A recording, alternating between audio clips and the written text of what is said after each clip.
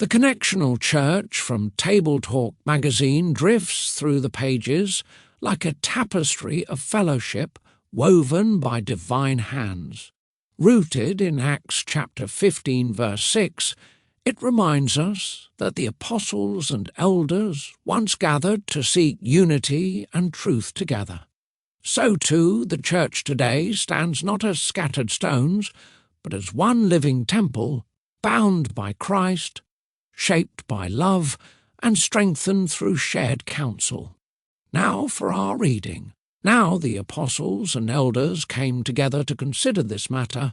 Acts chapter 15, verse 6. Individual local churches, as we have seen, are to be led by elders and deacons. To put it most simply, elders focus on overseeing spiritual matters and deacons on physical issues.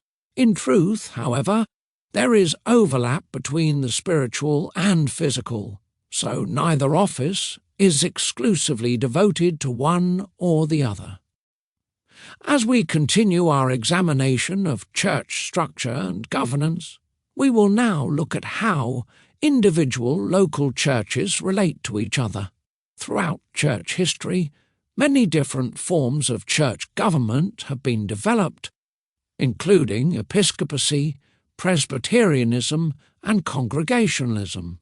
These three forms of government differ in many ways, but all of them have tended to see the importance of local churches being connected to one another in some way, even if only in loose associations. In reality, because all Christians are united to Christ and to one another, all true local churches are united to one another as his body. An invisible unity exists between us all, as we have noted in an earlier study. But this invisible unity comes to visible expression as individual churches form official connections with one another. Dr. R.C. Sproul writes that churches should not exist in isolation or be unrelated to each other. Local congregations should be involved with other congregations in the broader church. Acts 15, 1-35 has long been an important text for understanding the connectional nature of the church.